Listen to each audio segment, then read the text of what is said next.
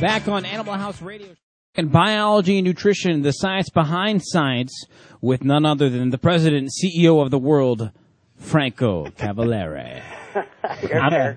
Okay, so we're going to start this off with an easy question, probably for you. I have a Labrador, yellow lab. He's 9.5 years old right now. He's always been the one that sheds a lot. Now, obviously, there's other, lots of labs that don't shed, but they all shed, but this one just sheds a lot. Now, you said to me on television, there's one gene in his body that could be missing something, and it could be easily fixed. Well, to put it more simply, I mean, obviously, we know that the lab tends to be a shedding dog in general, but there are things you can do by improving nutrition that creates better follicle integrity. And, the very simple and most common one is to use omega-3 fatty acid supplementation. Right. Yes. That's a common one. Now, here's the interesting thing. But there's a natural life cycle to hair, right? Mine is really short because I don't have any. But, it is one of those things where, like red blood cells live for X amount of days and they die. Yeah. We can't stop them from dying, right? That's a natural process. Same thing with hair. Hair will fall out in these shedding breeds. You're just saying that we might be able to sort of maybe instead of it taking 102 days, take 150 days or whatever. Is that what you're saying? Well, like you say, there is a cycle to the follicle to the hair. Right. And the thing is that we have seen animals that have had generally a shorter cycle because of nutritional insufficiency. Right. This would help to improve the shedding. And one of the reasons is that, especially as animals age, it depends on the breed, what we consider senior animal, but same as in humans, the ability to convert essential fatty acids such as the omega-3 alpha-linolenic acid and linoleic acid. These are the ones that we might see in seed oils. The body's supposed to convert these into EPA and DHA. These are the omega-3 fats we see in fish oil. Right. So, yes. So is there enzymes, like, I'm trying to think, is it biotin? There's something that allows EPAs and DHAs to get absorbed appropriately. Well, what happens is... Or lecithin, that's it. Is it lecithin? What about DHS? Lecithin improves it, but desaturase enzymes are the enzymes in the cells that convert the fatty acids into these polyunsaturated fats, EPA and DHA. And this enzyme activity declines. Now, here's an interesting thing. You bring up the enzymes. One of the reasons why we see a lot of atopic conditions in our animals, and atopic, by the way, for your listeners, are dogs that have inhalant allergies, right? Inhalant, as well as and then the allergies often manifest on the skin. Right, exactly. The interesting thing is that the proportion of the desaturase enzymes that become dysfunctional in our pets compared to humans, or let me rephrase this, the enzymes that line the respiratory tract membranes for humans are proportionally lining the skin of animals. And as asthma rates go up in the human population, we see pretty much a itchy skin dogs and increment cats. In skin disease in our pets for the exact same reason. The pollutants are the same in the environment, irritating that asthmatic condition in humans as they are irritating the conditions on the skin of the animals. But the enzymes are also the same, just proportionally laid out a little bit differently in these two different species, human and our cats and dogs. Right.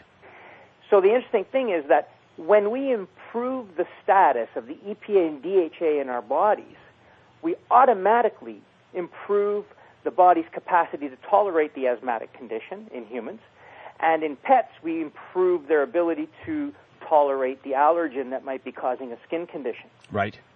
So what, in terms, I feed my dog, I give him Hills. He gets the JD stuff for older dogs, right? Yes. So if I wanted to give him a powder or some sort of supplement that will help in the, I mean, you can't get rid of the shedding, but you can make a stronger coat. Fish oils like DHA and EPA, that's what he was saying, right? Now, Is that what you would recommend? The thing is that you need to take the omega-6, which is a different fat than the EPA and DHA, and the omega-3 in the right proportion. Because here's the interesting thing that people don't realize. A lot of people are buying human essential fatty acids and supplying it to their dog.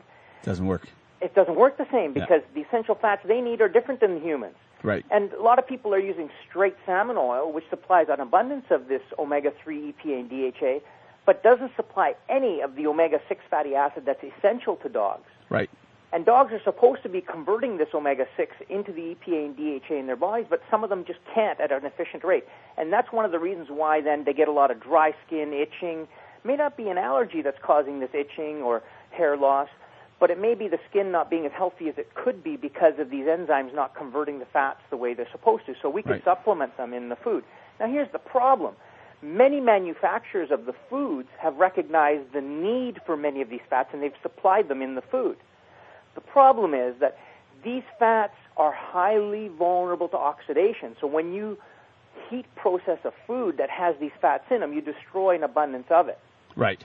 So although the manufacturer's intention is great, you do get some of these fats in their active form available to the animal through, say, a dry bagged food. You're not going to get anywhere near as much as you would if you used a supplement that was maintained in a form that was biologically active. Right. The same thing applies where there's a lot of diets that I know they're touting it for older dogs. They're putting glucosamine and chondroitin in the diets, and I would say the same thing. A lot of this heat process is destroying that. So really, you're not nearly getting enough glucosamine and chondroitin to actually help your dog's arthritic condition, and you're probably better off supplementing. Correct? Exactly. Yeah. Those levels will be sufficient for a healthy animal to supply some preventive support. Right. But not for a sick animal. Right. Yeah, or an older animal, right? Yeah. Yes. You know, I'm going to email you all the stats on my dog. You just tell me what to give him. Okay. Well, Romeo's an older now. dog, and I think that's part of it, is that, you know, when you're older, as Franco said, he's always he shedding. doesn't. He's always been a shedder. Yeah, but he's shedding more now, is he not? No, same thing. Oh, same thing. Okay. Same shedding, Yeah. and he's just his joints. He's an older dog, so I want to make sure whatever I give him right now as a supplement, I want to make sure it's Franco approved, right? I can almost guarantee you, and I hate to say the word guarantee because it almost sounds. Don't worry about it. You're Italian, so you guarantee that you guys would win the World Cup, and you didn't, so it's good. I can almost guarantee you that using the right proportion of the omega-3 to omega-6 fatty acid will improve the condition. That doesn't mean it's going to completely go away because there are other variables. Right. But you're going to improve that animal's condition. Not only that, I don't care what you're feeding, you're going to notice an improved luster in that coat and skin, and possibly even improved, flexibility and gait, simply because these fats also help the body regulate natural inflammatory response. So there's less stiffness, there's improved recovery from day to day. And then, there's a powder that can be used as well that has digestive enzymes and bioflavonoids that are natural antihistamines that just help to improve the body's general capacity to control immune system response. Those things, may not be required, but they would support the overall outcome, and within 2 weeks you would notice a difference. Wow.